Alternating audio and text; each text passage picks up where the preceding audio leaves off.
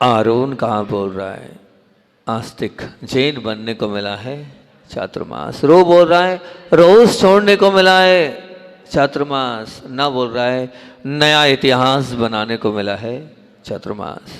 और उस मंगलमय प्रक्रिया में जो कि समाधि के असमाधि के, समाधि के नहीं, समाधि के नहीं कहलाएंगे तो असमाधि के, अगर हम अपना मरण सुमरण करना चाहते हैं तो इन 20 कारणों से हमें बचना होगा, तभी हम अपनी समाधि को सुधार पाएंगे और अपना मरण सुमरण कर पाएंगे। और लगभग 15 हो चुके हैं, 5 बचे, प्रयास करूँगा पूरे 5 कर दूँ, ताकि मन बना रहा हूँ। बहुत समय से युवा वर्ग को संबोधन करने का मन बना रहा हूँ। अगर आज मन बन गया और चिंतन हो गया और लिख लिया कुछ नया, तो हो सकता है नव युवा पीढ़ी को संबोधन देने का मन बन जाएगा 8 दिन उस विधान में। अब 5 कारण बचे हैं, पहले 15 को रिपीट कर लेता हूँ, रोज रिपीट कर रहा हूँ, बार बार इसलिए बोलता हूँ कि ये छुप आपके अंदर छुप जाए और छुप जाए। छुप जाए मतलब क्या, अंदर तक उतर जाए। इसलिए बार बार रिपीट कर रहा हूँ मैं इन कारणों को, ताकि आपका मरण नहीं बिगड़े और आपका समाधि मरण हो जाए।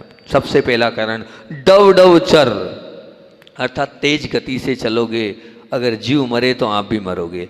अपमज्जियम, बिना देखे अगर सामग्री रखोगे, उसके नीचे जीव दब के मरेगा, आप भी मर जाओगे। राधनी पड़ी हाँसी, अपने से जो बड़े हैं, एक रात्रि बड़े हैं, उनका तिरस्कार करोगे, अभिनय होगी, अभिनय करने वाला कभी भी मोक्ष नहीं जाता। अधि से जानम, अतः अपने से जो बड़े गुरु हैं उनके आगे चलना, उनके आगे चलने के साथ साथ क्या था, उनकी अभिनय रूप से करना, उनके बिना पूछे जो है उनके ऊपर सोना। फिर कोही, गुरु के वचनों, बड़ों के वचनों पर क्रोध करना। थेर विवादम तराए, जहाँ अपने गुरु आदि बोल रहे हैं वहाँ बीच में बोलना बिना पूछे। अवघादम मतलब तिरस्कार करना, सामने वाले का कुछ मान सम्मान नहीं रखना, और क्या करना, खिल्ली उड़ाना, हंसी उड़ाना, है ना। फिर अनुनवीची, वीतराग प्रणिशास के विरुद्ध बोलना। अधिकरणी, स्वविद्धि से आगम विरुद्ध तत्व का कथन करना। मेरी पूर्ति हो रही तो मैं कुछ भी अपना नया आगम लिख डालूं और मां जिनवाणी को एक तरफ रख दूं। पिट्ठे मांस पड़ी ना हो, मतलब क्या था, पीठ का मांस खाना, अर्थात चुगली करना, सब असमाधि के कारण है ये। फिर असमाही कलहम, यानी एक बात को दूसरे को कहकर झगड़ा पैदा कराना, कलह करवाना, कुल मिलाकर आग लगाने का काम करना। और झंझा, झंझा मतलब क्या, बात बात पर रूठ जाना, बात बात पर अपने मन को खराब कर लेना, उसको लेकर बैठे रहना, क्या कहलाता है, झंझा। ये सबके अंदर बैठा हुआ है झंझा, ठीक। झंझा के बाद क्या है, सद कर पड़ीदा, मतलब जहाँ धर्म ध्यान की चल रहा है या कोई कार्य चल रहा है, तेज ध्वनि में बोलना, वो अपना धर्म ध्यान ना कर पाए। फिर उसके बाद क्या था, ऐषणा समीरी, मतलब जो आप आहार ले रहे हो अगर वो खाने योग्य नहीं है और उसमें जीवों की मात्रा है और आप वो भोजन आहार ग्रहण कर रहे हो, तो क्या होगा, जैसे जीवों को चबा चबा कर आप खा रहे हो, वैसे ही जो है आप जब जीवों को खा रहे हो तो आपका मरण कैसे से होगा, बिल्कुल नहीं होने वाला। फिर उसके बाद क्या था, सुर अंतिम कल मैंने बोल दिया था, सुरधमाण भोजी, अर्थात गरिष्ठ भोजन नहीं और इष्ट भोजन नहीं। ये गरिष्ठ भोजन करोगे तो क्या होगा, जितना गरिष्ठ आप भोजन करोगे उतनी नींद आएगी, उतनी निद्रा वाली अवस्था बनेगी, निश्चित मान के। और जितना इष्ट भोजन करोगे वो भी नींद का कारण रहेगा। और वासनाएं और इंद्रियां आपके कब्जे में नहीं रहेगी। जब अपनी इंद्रियों को आप संयमित नहीं रख पाओगे, अपने अंदर की वासना को आप जो है संयमित नहीं कर पाओगे, तो फिर कहाँ से समाधि आपकी होगी, हो ही नहीं सकती है। इसलिए सुरतमान भोजी मतलब गरिष्ठ जो जिनसे होता है वो, यहाँ तक कि मैं तो ये मानता हूँ कि जो औषधियाँ होती है वो औषधियाँ भी इसी प्रकार से होती है, ये मान के चलना। अभी हम 5-7 दिन से अनुभव कर रहे हैं, 5-6 दिन से एक आप लोगों के उसकी वजह से औषधि चल रही हैगी कि नहीं महाराज इन्फेक्शन बढ़ नहीं जाए, ले लो। आप पाँव में तकलीफ हो रही थी, एक के बाद एक 20-25 स्थान पर अलग हो गए 2 महीने में, तो हमने वो औषधि ले रहे हैं, हम अनुभव कर रहे हैं कि औषधि ले रहे हैं तो हम रोज़ रात्रि में ध्यान करते हैं, मतलब रोज़ तो नहीं, गलती हो रही है, एक दिन ध्यान करते एक दिन नहीं। तो अब वो ध्यान करते हैं तो ध्यान कर रहे हैं तो हम स्वयं अनुभव कर रहे हैं कि किस प्रकार से हम अपने आप को संभाल के रखते हैं। तो नींद जो है छोड़ती नहीं है, पीछा नहीं छोड़ती। इसका मतलब अब वही तो आहार पहले कर रहे थे और वही आहार अभी कर रहे हैं, पर उस आहार और इस आहार में कोई अंतर भी नहीं है, कोई विशेष कोई चेंजेस किया हुआ। लेकिन अभी क्यों ऐसा लग रहा है कि प्रमाद की अवस्था ज़्यादा बन रही?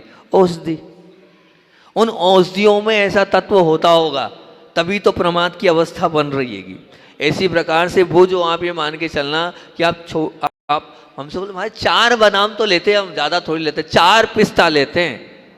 तो मैं एक ही बात बोलता हूँ कि गोली भी हम इतनी सी लिए, मेरे ख्याल से इतना सा दिया जाता होगा, इतनी सी गोली दी जाती है, वो इतनी सी औषधि दी जाती है, गोली नहीं मतलब औषधि हैगी, वो इतनी सी दी जाती हैगी। अब उसमें मेरी स्थिति खराब हो रही है और आप कह रहे हो 4 बादाम तो ले रहे, 4 पिस्ता तो ले रहे हैं हम, कुछ नहीं थोड़ी सी तो अखरोट ले रहे हैं हम। आप ध्यान रखना, वो 1 चम्मच हलवा भी रहेगा ना तो वो गरिष्ठ कहलाएगा। जब एक छोटी सी गोली पेन किलर का काम कर सकती है तो वो आप 1 चम्मच हलवा भी दोगे तो वो गरिष्ठ और इष्ट में ही आएगा, वो आपको प्रमाद कराएगा ही कराएगा।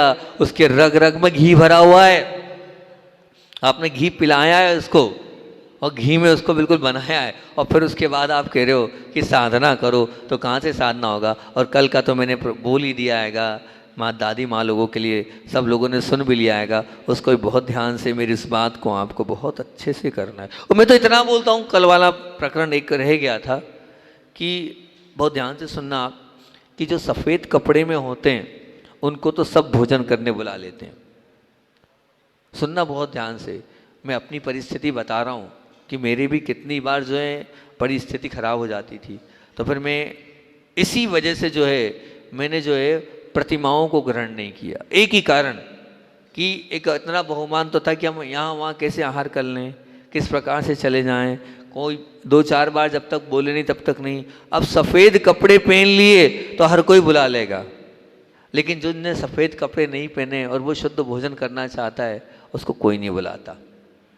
कई बार तो वो रंगीन कपड़े वाला, क्योंकि अब उसकी प्रतिमा है तो वो क्या करे? अब मानना कि आपके शुरुआत में एक सज्जन आए थे, लेकिन अब आपकी भी गलती नहीं है, मैं ये नहीं बोल रहा आपकी गलती हो, वो यहाँ साधना करने आए थे, हमें 32 दिन रुकना है, लेकिन एक दिन कोई ले ही नहीं गया उनको आहार के लिए, वो तीसरे दिन ही चले गए, चौथे दिन ही चले गए। नहीं, बिल्कुल नहीं। आप ये मत मानना कि साधु को आहार कराना ही आहार कराना है, या कोई सफ़ेद कपड़े वाले को आहार कराना ही आहार कराना नहीं। आपका कर्तव्य होना चाहिए कि हर जो व्यक्ति आता है, जैसे मैंने देखा सोनम दीदी आपकी बड़ा ध्यान रखती है, रोज़ शाम को जो है जो लोग दिखते हैं तुरंत के तुरंत पूछती है, तुरंत व्यवस्था करती है। ये आपके अंदर भी कर्तव्य होना चाहिए, आपको भी ये समझना चाहिए और सबसे पूछना चाहिए कि आपका भोजन हो गया। अरे आपके साथ भी तो परिस्थिति बनेगी, जब आप बाहर जाओगे तो आपके साथ भी तो एक स्थिति घटित होगी, तब आपसे कोई नहीं पूछेगा तो आपकी क्या स्थिति बनेगी? वो इसलिए नहीं पूछेगा कोई आपसे क्योंकि आपने कभी पूछा नहीं। जब आपने ध्यान नहीं रखा तो आपका भी कोई ध्यान नहीं रखेगा। Treat for treat. हमारे यहाँ कोई आता है, आपका कर्तव्य है, आपको पूछना चाहिए कि आपका भोजन हुआ नहीं हुआ।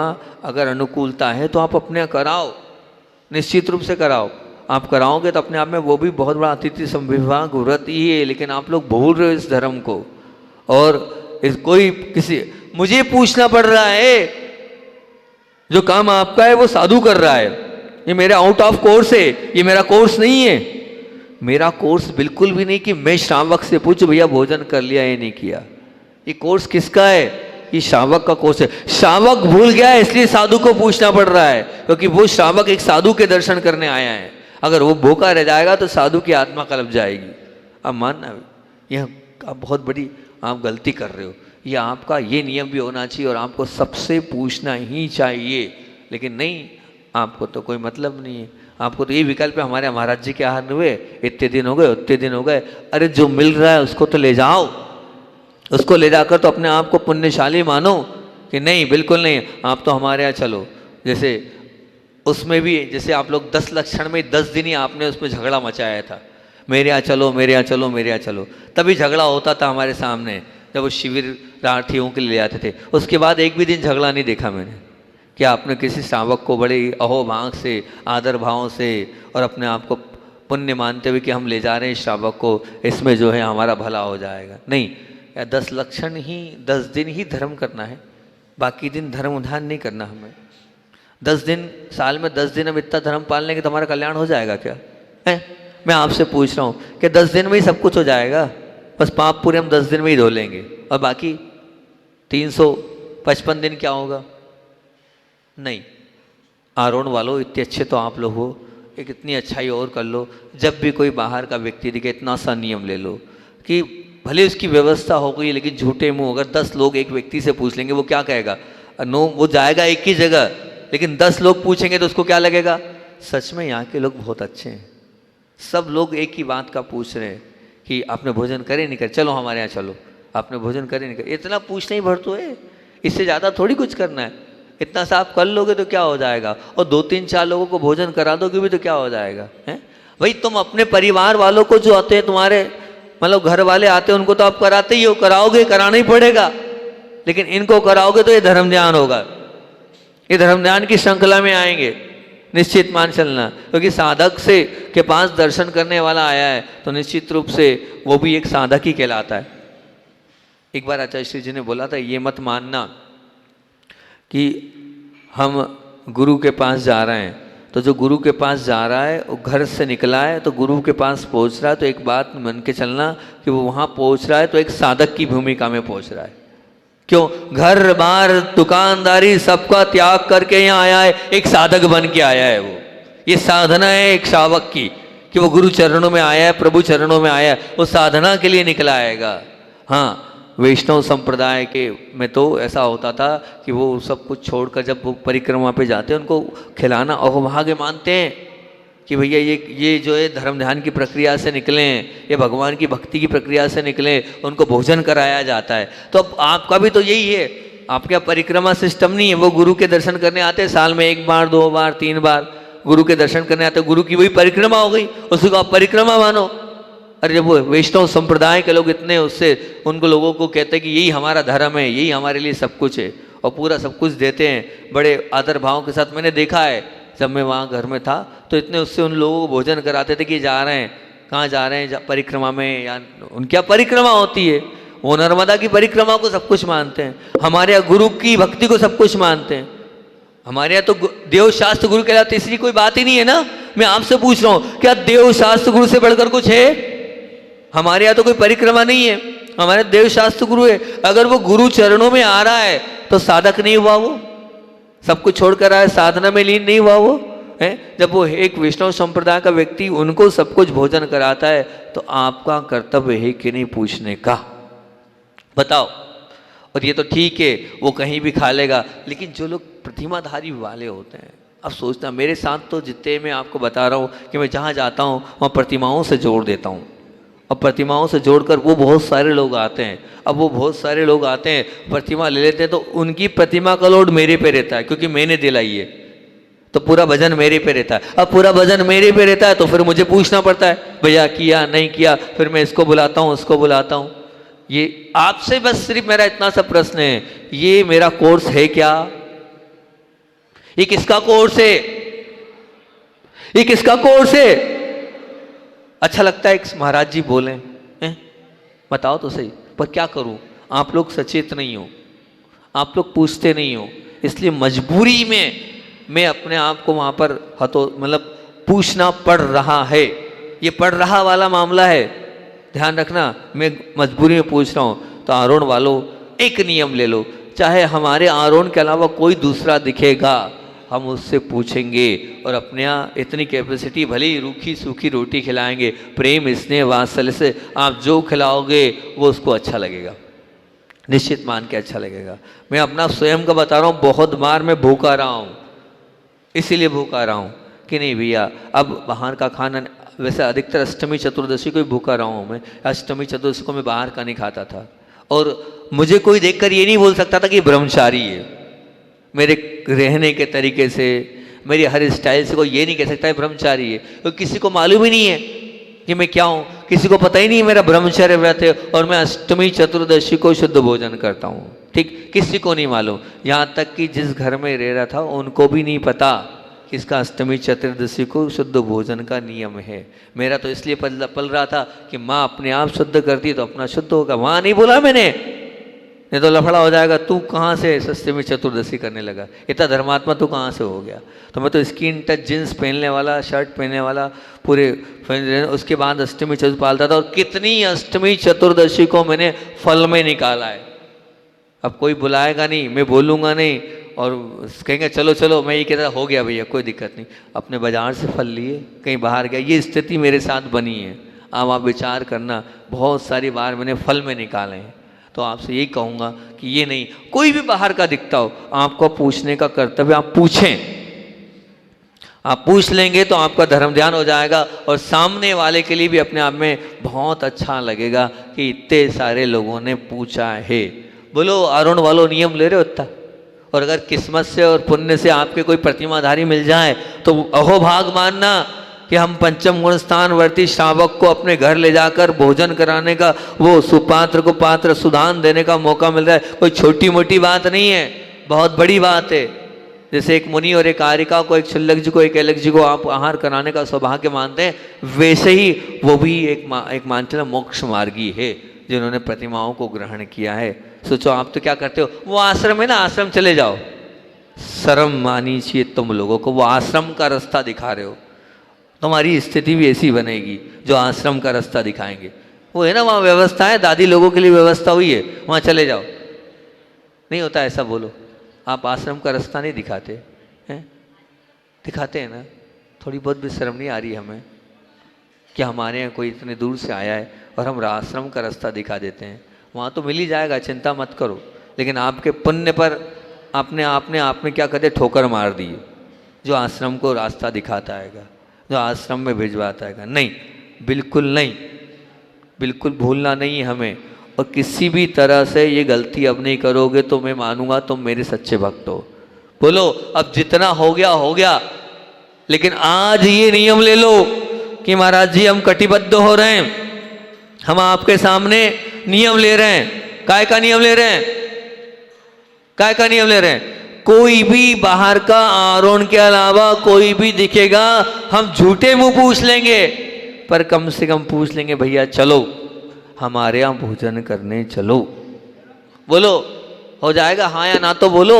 एक माँ के अलावा सिर्फ एक ही माँ मेरी भक्त है, बस हमारे अध्यक्ष जी की धर्मपत्नी, वही माँ भक्त है, और कोई भी भक्त नहीं है। एक के भी हाथ नहीं उठ रहे हैं कि नहीं महाराज हम सबसे पूछेंगे। 10-5 हाथ उठ रहे हैं। क्यों? पुरुष वर्ग सब ऐसे ही, कोई नहीं पूछेगा। पक्का पूछोगे? आजीवन नियम ले लो। ये अहमदाबाद वाले आए हैं, खुश हो जाना चाहिए, बाहर निकलते सब लोग पूछना। मैं मानता हूं ये अहमदाबाद वाले कहाँ हैं, वहाँ हैं, लेकिन आपको पूछना है, आप हमारे यहाँ चलो भोजन करने, हमारे आपको आना है। ये कहो आप, ये आपका कर्तव्य है, ये आपका धर्म है। कर्तव्य के साथ क्या है? ये आपका धर्म है। आप अपना धर्म भूल रहे हो, निश्चित मान के चलना। ये स्थिति आप ऐसे कर रहे हो, अपने साथ आप बुरा कर रहे हो। नहीं, हमें इस प्रकार का कोई भी आयोजन संयोजन हमें नहीं करना है जिसके माध्यम से हम अपना धर्म ही भूल जाएं, या हमारा कर्तव्य ही भूल जाएं, हमारी जिम्मेदारी हम बोलते चले जा रहे हैं। क्योंकि ये वात्सल्य स्नेह का प्रतीक होता हैगा। ये निश्चित रूप से आप इस आरोन को स्वर्ग बना दोगे अगर आप एक दूसरे से आने वाले आगंतुक से आप पूछ लोगे तो निश्चित।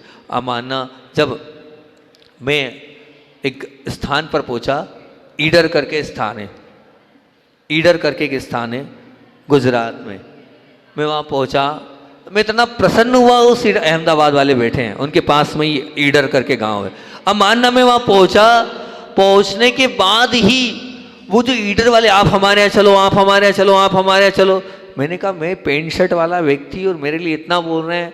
तब पता चला महाराज जी ने यही संस्कार दिए थे उस समय। एक अलग निशंक सागर जी महाराज जी, अब और एक निर्भय सागर जी महाराज जी, 2 एलक जी थे। और उन दोनों एलक जी, निशंक सागर जी और निर्भय सागर जी, वो दोनों एलक जी ईडर में थे। और मेरे पास उनकी बेक्स रखे थे। निर्भय अभी आजकल वो आचार्य बन गए, निर्भय सागर जी, पहले वो हमारे संघ के एलक जी थे, पूज्य गुरुदेव से ही दीक्षित थे वो। अभी सागर के पास उनका कोई तीर्थ वो, तो दोनों महाराज जी के पास में दर्शन करने गया, मैं तो बिल्कुल गदगद हो गया।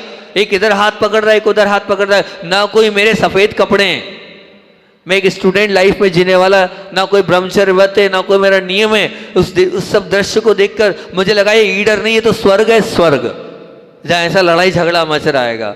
सोचो कि ये परिणाम हुए। आप भी, मैं तो उदाहरण दे रहा हूँ साक्षात अपना, जो मैंने मेरे जीवन में घटित देखा उसका लाइव उदाहरण आपके सामने रख रहा हूँ, उसको आपको समझा रहा हूँ, उसको आपको बता रहा हूँ। तो कम से कम मैं आप लोगों से यही कह रहा हूँ कि हमारे यहाँ कोई भी आ जाए, इसी प्रकार से आपको अपना कर्तव्य निभाना है, ताकि वो व्यक्ति कहीं भी बाहर जाए वो ये बात बोले। आप गुलाब भैया को जल्दी फ़ोन लगा के बोलते तो गुलाब भैया ले जाओ, कहाँ ले जाना वहाँ ले जाओ, है ना, वो गुलाब भैया आता है और ले जाता है ना, वो कर लेता है। हाँ, मैं वहाँ जा रहा है उसकी व्यवस्था और अवस्था पर कोई प्रश्न चिन्ह नहीं लगा रहा हूँ, लेकिन कहीं ना कहीं आपका भी कुछ ना कुछ कर्तव्य बनता है कि हम भी अपने धर्म ध्यान की इस प्रक्रिया में शामिल हों। अतिथि संविभाग व्रत कहलाता है। ये क्या कहलाता है? हमने ये मान रहा बस साधु को खिलाना ही अतिथि संविभाग व्रत नहीं है। नहीं, जो भी बाहर का दिख रहा है, जो भी आएगा, हम प्रत्येक उसे साधक मानकर, जैसे वो लोग साधक मानते हैं, उनको हम जैसे भोजन कराते हैं, वैसे हम इनको भी कराएंगे ही कराएंगे। ये सच्ची धर्म ध्यान की महती प्रक्रिया है। इस सच्ची धर्म ध्यान की और महती प्रक्रिया से आप नहीं जुड़ोगे तो निश्चित रूप से मान के चलना आपको भी नहीं मिलेगा, आपको भी नहीं मिलेगा, निश्चित मानना। मैं आपको बताऊं, एक शावक को इस प्रकार से खातिरदारी करी, इस प्रकार से खातिरदारी करी।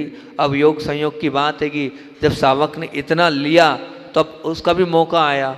जब उसका मौका आया तो उसने इस शर्म से भोजन कराया कि भैया जब मैं इनके गांव में गया था तो जेब में हाथ डालने नहीं दिया, इनने जेब में हाथ डालने नहीं दिया, तो फिर मैं कैसे करूं, मैं कैसे करूं? बस उससे डबल दुगना किया इनने। क्यों? क्योंकि जब वो वहाँ पहुँचे थे तो एक चीज़ का भी खर्चा नहीं करने दिया। जब एक चीज़ जेब में हाथ, बोले हम जब आप हमारे आए हो ना अभी हम करेंगे, अभी आप हमारे आओ ना अभी हम करेंगे, जब हम आपके आएंगे ना तो आप समझना। बता देता हूँ, मैं मेरी लाइफ उदाहरण देता हूँ। मैं तो अब क्या करूँ, मेरी जीवन से परिचित हूँ तो मैं अपने उदाहरण दूंगा। मैं मतलब एक ब्रह्मपुर के पास फोफनार करके एक स्थान है, वहाँ पर मैं अपने रिश्तेदारों के यहाँ गया। अब समझना मेरी बात को, जब मैं वहाँ गया तो वहाँ जाने के बाद वहाँ ब्रह्मपुर में पास में मैं वहाँ गया तो मेरा 1 रुपया भी खर्चा नहीं करने देते वो लोग। बोले भैया आप अभी हमारे यहाँ आए हो तो क्या आपको कोई खर्चा करने की ज़रूरत नहीं है, अभी हमारा काम है हर चीज़ में। चाहे मैं उस वक्त पिक्चर में गया हूँ, चाहे मैंने होटल में भोजन किया हो, चाहे जहाँ किया हो, जो भी किया हो, उन लोगों ने जेब में हाथ नहीं डालने दिया मेरे। अब मेरी परिस्थिति खराब, 8 दिन वहाँ रहा, मैं तो गदगद हो गया। मैंने कहा गजब के लोग हैं यहाँ के, कि 1 रुपया खर्चा नहीं करने दिया। अब वो जब मेरे पास आए तो अब झक मार के मेरे को करना पड़ेगा ना, नहीं चाहता हूँ तब भी, कितना ही कंजूस हूँ मैं, लेकिन जब वो लोग आएंगे तो क्या करना पड़ेगा।